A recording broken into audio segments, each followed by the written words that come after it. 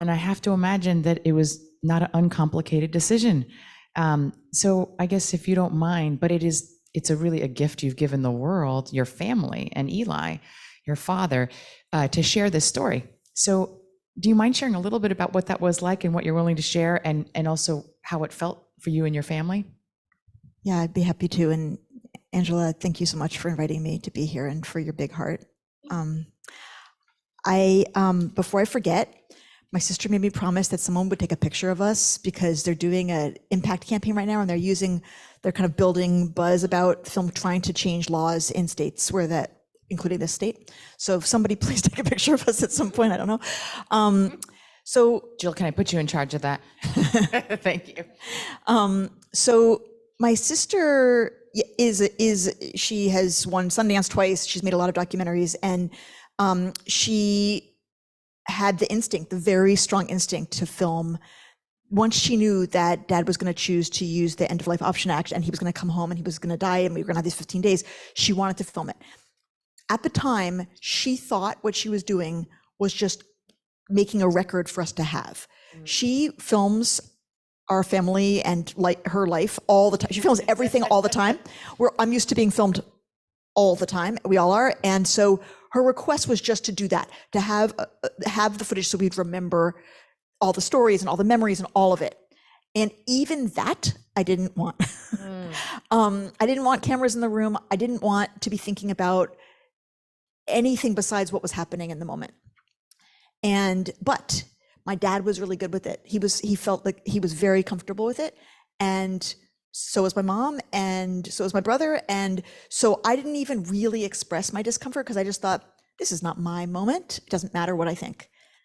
And she did a really good job of kind of hiding the cameras. She made it very passive. It didn't feel like when I walked into the room, I mean, I knew about this when I was here before I came. And when I walked into the room, I was kind of ready for what it was going to be.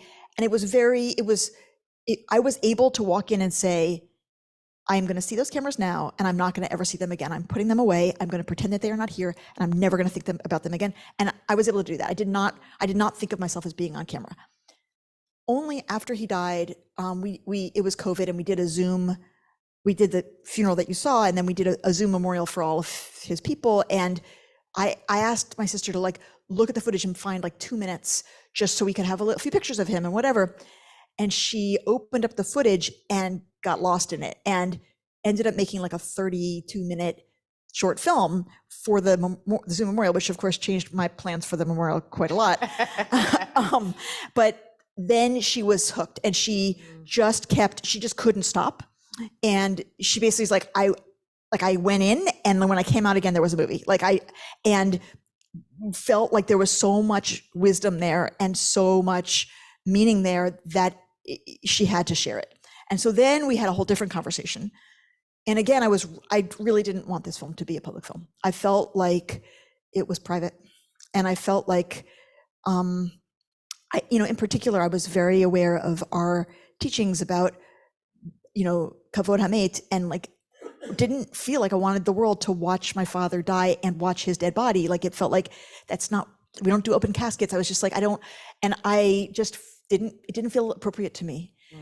And what I have learned, we've now it was at Sundance, it was at Telluride, it was on a short list for the Academy Awards. It was, it's been, we would a national tour, and we've been lots of audiences. And what I have learned is that I was wrong.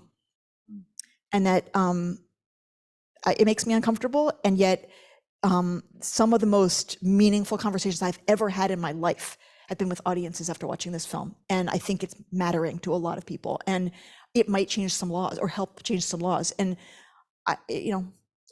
both times I didn't want it. And I think both times I was not right. Well, thank you for being willing to do that. And so you touched on something, just Jewish law. So we have some hard Jewish laws around this. And maybe if you want to share, since I'm sure you've thought about this, studied it, and to teach us what it is, and also whether or not things have changed and how we might think about this today. Yeah. So when my dad decided he wanted to do this, it was banned in every movement of Judaism, definitely in Orthodoxy, but also in the Reform movement. The most recent response at that time called what you just saw murder. And so I was aware, that I'm his daughter, but also he was very clearly asking me to be his rabbi, and that this was complicated Jewishly. I also, as I said in the film, was not at all ambivalent about supporting him. I felt like no question about it. No question in my mind that the right thing was to support him. But I was aware of that tension. And when I knew the film was going to be public, then I felt a different responsibility of like, I'm going to be on screen publicly as a rabbi representing this, and it violates all Jewish law everywhere. And the principle behind that ban is an important principle, which is that we cherish life. We cherish life. We don't ever want to cheapen life as a people, right? We have been nearly annihilated. We know what cheapening life looks like, and we want to be people who champion life. That's a really good value.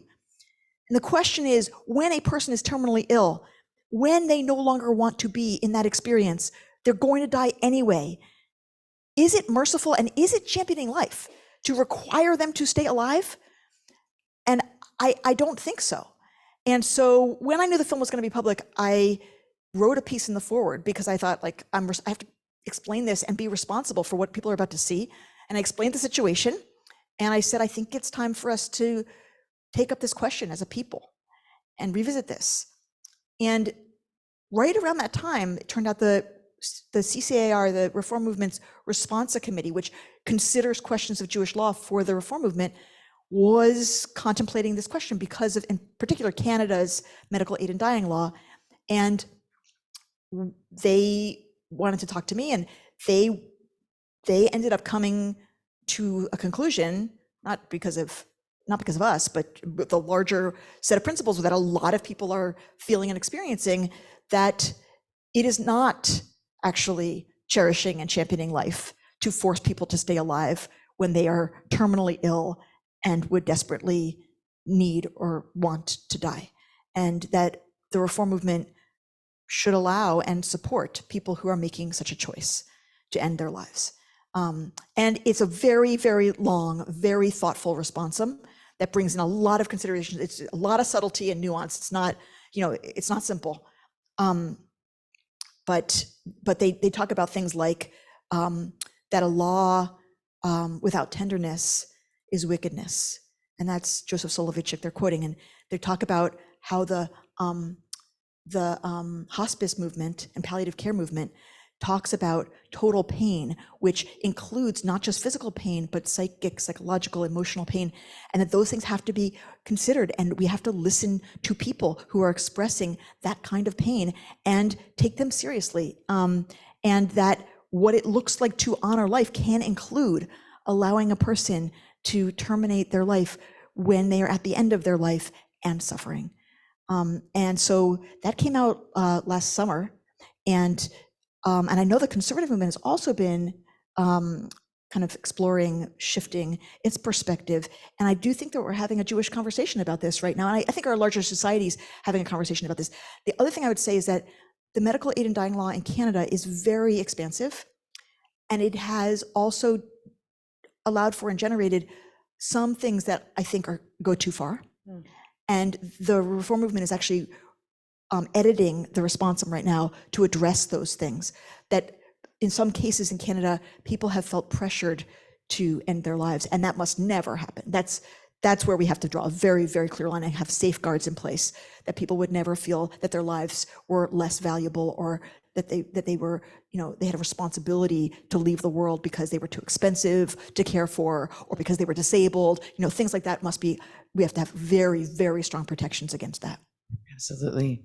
So the same month that I saw this movie for the first time, I had a conversation with a congregant who has ALS and has relatively young children, is living at home and wants to die at home.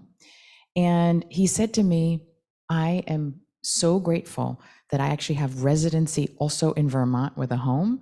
And in Vermont, I'm allowed to end my life when it's time. And he said, and if I didn't, I don't know what I would do. because he said, I want to be here for as long as I can be here. But when I get to a point where I'm just in tubes and I can't do anything and I have no quality of life and I cannot speak, I don't want my children to have that be months of what they see of me in my home. And he said it changed his whole viewpoint, that he knew that he could control when they got to a certain point where it was only going to go downhill and be painful and undignified and all of those things, and to basically suffocate. He was like, thank God I can do that. And I wasn't aware until I had that conversation with him that we didn't allow it in New York. And then watching this movie, one of the things that activated me to think about is we really need to think about whether or not New York needs to change this law. So tell me what's happening now. So there is a bill before the New York legislature right now, and I'm actually going to Albany, because believe me, the people working on these issues have found me. And I'm going to Albany on May 22nd for a day of lobbying. And I don't know what the prospects are for passage this year. They've brought it up year after year after year, but I think the momentum is growing. One thing to say is that Vermont has removed its residency requirement. So New Yorkers can go to Vermont to end their lives. Wow. So that takes a little bit of pressure off of needing to pass it in New York, but I still think that first of all, that depends on certain resources and whatever else. I think it should be available in every state, actually. But so we're working on it in New York, and the organization is called Compassion and Choices. And I really recommend, if you feel moved, that's a place to give and to volunteer. And I think it's important. Thank you. But I want to move to questions from any of you. And is someone monitoring questions that are happening also on live stream in case anyone has questions? And I'll rely on you to let me know. But I just wanted to put in one pitch for something that Howard Sharfstein, our former president, has championed for a long time, and we've been doing for many years here, which is helping people have the conversations with their loved ones about how they want to end their lives. It's one thing to say, oh, I don't want to be on tubes, or at a certain point, if I'm a vegetable, but actually there's a lot between, completely incapacitated and what a quality of life might be. And so these are not easy conversations to have. They're actually easier to have when you're not in the midst of dying. So we actually have trained facilitators who help you have this conversation when it's an easier time to have them, which is really any time now.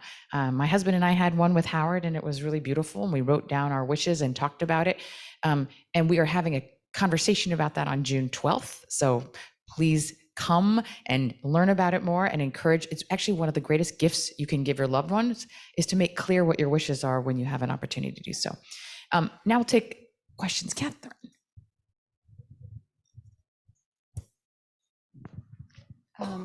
Thank you, Rabbi Timoner. I know it's an issue, it's been discussed, but where do you come out on dementia? Somebody who says very clearly, I wouldn't want to live like that, be the burden and live like that. And then when they get into a demented state, the law says they're not the same person they were when they said they didn't want to live. I know, it's just so difficult. I actually don't have a formulated idea of how to answer that.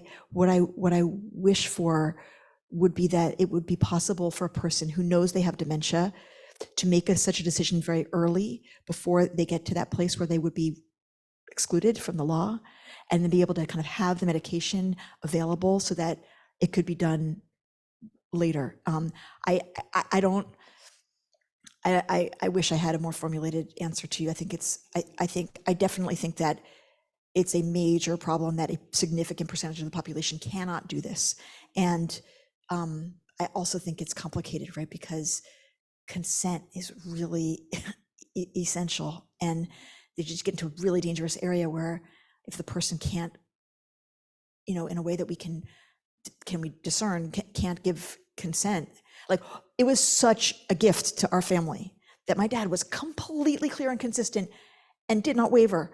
Like, we had no feeling of having to own that decision ourselves. And I will say that when I wrote the piece in the foreword, I got like hundreds of responses from people, and most of them were people who had been through something like this, usually against the law, and had to like fully own they were doing something that could that could get them into trouble, and that they were doing it secretly, and that they had to take a really active role. And I think that's a very different situation than what we had, just emotionally and psychologically. Hi, thank you for letting me watch this movie. I have a question for you. Friday night, I'm going to be saying yes to my mother. On May 21st, I'm going with my family to have my mom's, unveiling. I've had several conversations with my sister, and I said, look, you're not going to be of strong mind to really orchestrate over this yourself. She goes, I don't care. I want to do it myself. So it's in 2 weeks. I don't know how to convince her that we need to look for a rabbi that will do this for us. But I've been talking to her about this for a while. What do I do? Do I just let her go in with this? Or, what do I do? So, I expressed so much in the film that I didn't really want to be in the position that I was in. I wanted to just be able to be a daughter. I am actually a rabbi, different than your sister, but it's really hard to play both of those roles, and to facilitate a ritual while you are a grieving family member. But I also would say that I think, look, this is your family's decision, and I don't want to tell you what to do, but I think that an unveiling can often be a really different kind of thing than a funeral, and it can be really small and intimate and informal, and it can be family, revisiting the grave where a year ago you were in a very different emotion. Where 2 years ago you were in a very different emotional place, and it can be not heavy kind of ritual facilitation. It can be a much more kind of organic thing where everyone has a chance to just share some words. Maybe you'll sing a little bit together, but in other words, I don't know that you need in my congregation, I often encourage congregants not to necessarily bring a rabbi to an unveiling. Yeah, because it's often can be kind of informal, and you don't have to have somebody kind of in charge. But I also think that your feelings matter here, and your instincts matter here, and so I think it's a good conversation to have with your sister. But I think if she's saying she feels okay, I think it's okay. And one other small Yeah. Where was your father buried? In LA, yeah, at Mount Sinai Memorial Park. New Jersey. Oh no, it's LA. Yeah, they're all out there in LA. How about Howard in the back? Howard. Thank you. Yes. I can't express how grateful I am to your family for this movie. We have tried very hard at Central to get people to understand the gift, as Angela said, that we can bestow upon our family if we talk about what we want at end of life. I have seen all too many situations where there are deep family disagreements at the moment where the family should really be brought together. And this movie is an example of a wonderful family. Thank you. It's just a beautiful thing to see. And so I'm very grateful. And for everyone here and everyone listening, June 12th in this room, we are having what's called a group facilitation, where we will lead you through the questions to ask yourself and to help you think about what you want at end of life, and be sure you have a healthcare proxy in place so that someone can speak for you if you're not able to speak for yourself.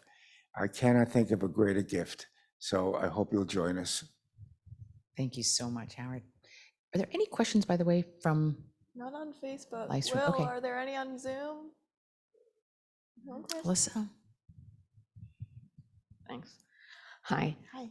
I've seen this twice now also, and I'm very moved by it, but I have a very practical question towards the very end of the movie. And I think it's because I watched both my parents die from dementia, and one of the last things my mother said that was lucid was hurts. And because she had broken her hip. And watching your dad make faces and being uncomfortable with what he was drinking, And then the last thing I think he said was, "It hurts." That was the last thing he said. Yeah, and I'm wondering, I'm thinking about it now about my mom, and it's still affecting me, but how you reacted to that, and is it the combination of medicine, and are there better medicines? They've changed it. And since my dad's death, they've changed. In California, there's just 2, because there were 3 things he had to take, and now there are just 2. And the second one, they have like flavors, like chocolate and vanilla and whatever. And apparently, it's not bitter like that in the same way. But I mean, it's poison, and my whole family hates that's the last thing he said. And my mom wanted my sister to take that part out where he's like coughing and choking, and and my sister was like, that has got to be in there. That's part of what happened, and that's part of the story. And also, they should change the medicine. They should make it like less painful. So they have made it less painful, but I also wouldn't be surprised if it does hurt no matter what. Like, you're taking something that forcibly shuts down your body. I wouldn't be surprised if it hurts. And I don't know that it's fair for us to expect death to be entirely painless. Like, lots of things hurt in life, and dying might sometimes also hurt. And in the big picture, I don't like seeing that, but in the big picture, like, we have lots of times where things hurt in life, and I think in some sense it's like kind of okay if death hurts a little bit. I would prefer to prevent all pain for my father, but you know what I'm saying? Right here, I think. Sure. Your hand was up first, and then Robert, and then we'll come to you. Yeah. Thank you. Thank you so much, Rabbi, for that really beautiful, intimate portrayal. And the take-home message for me was just the love of your family, and what a beautiful example that is for everyone. I have a 2-part question. One is, what does Judaism believe happens when you die? And if you can answer these questions in 500 words or less. I'm just kidding. Are you standing on one foot by any chance? Yeah. And where do you think your dad is now, and have you seen signs? Oh, I have a great answer for the second part. Judaism, I mean, your rabbi can also answer this question, but Judaism doesn't have just one answer to that. There's, one of the things I love about Judaism, there's a lot of voices and a lot of different ideas. But I think, and please, if you disagree with me, please, you jump in. But I think that the predominant idea is that we have a soul and a shama, that the soul transcends life. It doesn't die with our bodies, that it lives on, and that, when a person dies, we pray El Mali Rachamim, and we imagine God means, El Mali Rachamim means God full of compassion, taking our loved one under God's wings, like, metaphorically, and taking their soul and kind of binding their soul in we say the bond of eternal life, that souls live on and kind of like return to God. And then there are other kind of details, ideas about what that might look like. There's an idea called Olam Haba, about a world to come. There are kind of smaller strands of ideas that are less kind of the mainstream idea, but the idea that there is an eternal soul, that's pretty widespread in Jewish thought. I think that's exactly what I answered to someone else who asked me about this today. I think that's the kind of main way of thinking about it. We do have heavens, we do have Gan Eden, like the Garden of Eden, and we do have like a Gehenna, which is like a in-between place. We have transmigration of souls, many, many voices. But I would say the main thread is this sense that our bodies die, but our soul is eternal. And I think it's beautiful imagining God taking us under. But the second question, I think I'm very curious to hear what you say. So you saw my dad, well, I don't know if you noticed, but up until very soon before his death, up until I think in October, there's a little snippet there that she has because she films everything, of me talking to my dad in October, where I said, do you believe you have a soul? And he was like, no, I think there's nothing. And then March, he's certain he's going to be watching over us. He's going to be protecting us. He's going to be looking down on us. He's going to be up in the clouds. He's got a whole thing going. And I think that what happened, I know what happened, is that he started seeing his parents and his daughter. He had another daughter before us. And I think, I know that he started and she died. And I think, I know that he was having conversation. He was like fully seeing them. And I think that it made him realize like, oh, they're there. And so that's interesting. And then for a while after he died, like my whole family would check in with each other, like, are you feeling Dad? Do you think he's watching us? He said he was protecting us. He said he was looking, I have the most, I'm the most spiritual one in the family, and I, obviously, and, or maybe that's not obvious, but I was very much feeling his presence. And then my mom's the least. My mom is like, really not. And she had a situation this January where she was in the kitchen and she fell. And she was okay, she wasn't injured, but she couldn't get up. And she was on the floor for a long time and she couldn't get up to a phone. And she like scooted along the floor and it was a long time. And eventually got to the couch that she's lying on in the movie and got up, managed to get up onto it and managed to get the phone and was about to call us. And there was a man in the doorway. And it was Cooper. And she hadn't seen Cooper since my dad died. And he said that he was driving home from work and he heard my dad's voice completely clear, go to Lisa. And he was like, that's crazy, what? And then he just kept driving because he didn't listen to the voice. And he stopped at a red light. And again, same thing, my dad's voice, go to Lisa. And he turned his car around and went. So there you go. And she's like not a believer. And she's just like, I can't, what am I supposed to say about that? I do have a question from online, from Panina. She was asking if you've kept in touch with the death doula and how that experience and how that relationship was, and what you think of those roles. I have not stayed in touch with a death doula. I think that it was meaningful for my dad to have that person to talk to and to think through dying with someone who's like there to guide that. I thought it was so sweet how he blew her a kiss, and I think my dad was really sweet. I've not stayed in touch, but I do in general really believe in that. I feel like we have now doulas to help people come into the world and doulas to help people go out of the world makes sense. Just basically, why not create a supportive environment? It's scary to think about leaving this world. That's a really big deal, right? Some people think that that's the main fear that basically, shapes our lives. Like it's a big deal to think about leaving the world. Why not create some kind of cocoon of safety and love around you to help you talk through and feel and, process that experience?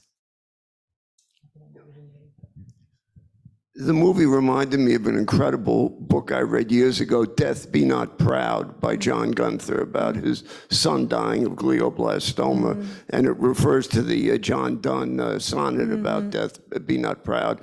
But the one thing you didn't deal with is all of the people surrounding the person who's dying are identifying with their own mortality. Yes. So that's an incredible overlay. And the other thing I didn't understand is giving digoxin, with an execution, you give a barbiturate, the person is out. Yeah. And they don't know what's going on. Yeah. And then everything else follows from that. So I don't know why they would do it this way. That's a good point. I think I can't defend it. I don't actually know enough about what you just said was more information than I have about such things, but I do think that different than, did you say an execution? Different than that is that the person has to take it themselves. Like part of the law is that no one's doing it to them. So if they're knocked out, they can't do it themselves. Well, you can give them a pill of fentanyl or whatever you want. I mean, I'm sure that this is definitely not my area of expertise. I don't know, but yes, people have said to me in audiences, like, we are nicer to our pets. Yeah. So I hear you. I don't actually know enough about the drugs to have a proposal about that, but I hear you. No, my comment is really that I understand the meaning, and I'm so moved by this film, and thank you, Rabbi, for sharing it. I'm also moved today in how it changes lives currently. your family, the love that was shown is so significant. Your father's constant love of everyone just was so moving, to a point of saying, we have to live our lives and constantly be showing our love to everyone around us. And he said it Yes. to Yes. to the kids. Yes, he You know, did. that was the advice he gave them. Yes. And that's a takeaway that I Thank took you. very seriously and, Thank you. and enjoyed. Thank you. I feel like, this conversation can be entirely about death. It's a movie about a man dying, and yet it also could be entirely about life and about love. And he dispensed so much wisdom in those days. I mean, my sister was right. Like, there was a lot to share. And like the thing he said to my son about, my son who said, like, how do you live your life? And he said, like, respect the people you don't know and love the people you do. It's like, that's the whole thing, And then also what he said to my nephew Eli Owen, who's, he said, tell and show the people you love that you love them. It'll make a perfect circle. You give love, you get love. Yeah. And I do think that there's one thing I was saying actually before the film is that I think those kind of conversations, I mean, I'd love to hear what you think. But I feel like one of the great privileges of our role is that we get to be in rooms like this. And what you see in those rooms a lot of times is like a saturation of love, like just so much love. And it's like everything else boils away, and just like skims off the surface. And then like, here you are. And this is what's left is love. Not always, for sure, not always, but sometimes. And a lot of times. And I think that what this whole experience has meant to me, and what I've taken, is that when we have the courage to turn toward death, to like look at death, to think about death, what it does is it says to us, okay, let's live. Like, it's not morbid. It's the opposite. It's like when we stop denying death, we can stop denying life, because we're like, okay, that's how the story's going to end that way. We know that. And maybe actually, according to Judaism, it's not an ending. It's just going to change. But that's going to happen. And if we can stop denying it, if we can like have the courage to kind of access it and look at it, then what it does is it says like, okay, so right now, today, how am I going to live? Right. And if at the end it's going to boil down to love, well, why don't I don't need to wait for that. Like, and that was what I was trying to do with Yom Kippur. Like, just like, this is it right now. You don't need to wait. I mean, I've just reflected on it's such a beautiful and deep teaching. And I would just say that in the same way that I think there are many funerals where I come out and it pushes me to want to live better, love deeper, be more present, all of those things. I'm watching Eli and his life, and it's not just the ending, it's his whole life, the way he dealt with the struggles in his life, and all of that is so important. And I think also there's another thing that happened in this movie, which it's so profound, that we realize that the way we tell the story of our life can completely, radically change the way we see our entire lives. You gave your father this incredible gift of being able to say and release and reframe the entirety of his life. And that ending changed everything. And I find that's, I feel that responsibility when I do a funeral of, Totally. In some ways, shaping the way a person is remembered. And it's deeply profound that we can do that. And I do think it's very life affirming when we do it. Yeah. I think we can take one last question, and because I'm just aware of the time. And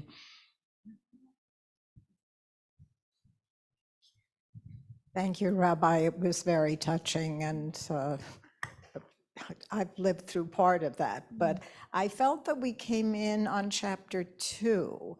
What happens with a family that doesn't feel that a parent should do that? And you have sisters and brothers who say, oh, you can't do that. And that to me is very significant.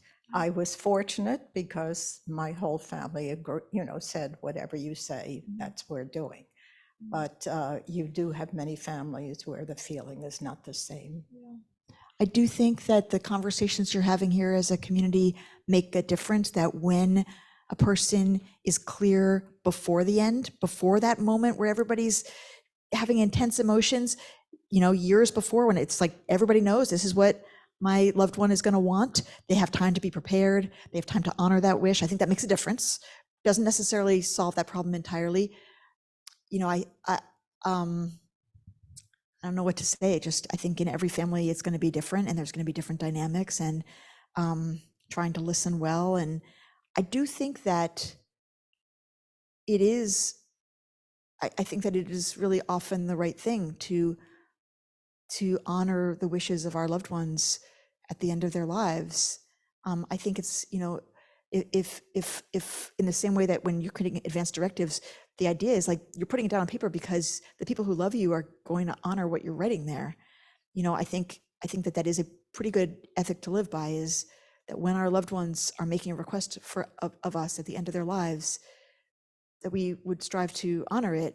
Particularly, I mean, I've certainly heard from a lot of people whose loved ones made requests that were outside of the law, but particularly if you're in a situation where it's within the law and it's possible to do, I think that that's what we ought to strive to do. What do we do when there's a conflict in a family? I mean, I think we hope that they will resolve it, and that, maybe they will have a rabbi in their life who will be able to mediate the conversation, or that they will listen. In particular, the loudest voice should be the voice of the person who's going through it, I think.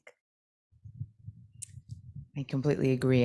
As I said, I mean, I will never forget a conversation I had with someone whose mother was completely well, celebrated her, 70th birthday, and like 2 weeks later had a massive stroke and was basically going to be brain dead. And part of what was very challenging for him is that he had no sense of the directive.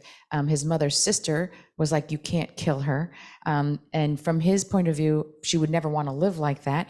But he felt like because she was already then attached to machines, was making the choice to kill her, which is a horrible feeling that you are making that decision, especially if someone else doesn't want you to do that, as opposed to just actually recognizing that that first of all, you're allowing the natural course of death to happen, to occur, but also if it had been that he was honoring the wishes that his mother had made clear, then all he's able to do is respect and fulfill his mother's wishes, as opposed to feeling he's making a choice to actively end her life, which is the way he saw it. I think eventually we helped him see it differently, but it took him about 2 weeks, and I think he's living with it still. So this is why I really believe it's so, so important. The more you can let your loved ones know, you give them the gift of not feeling that they're having to make the decision. They're just honoring your wishes that you've made clear to them. So we'll end there. I feel filled with gratitude, with admiration, with a sense of desire to live and love more fully. And thank you again, Rabbi Rachel Timoner. Thank you so much. Thank you. Thank you for coming out.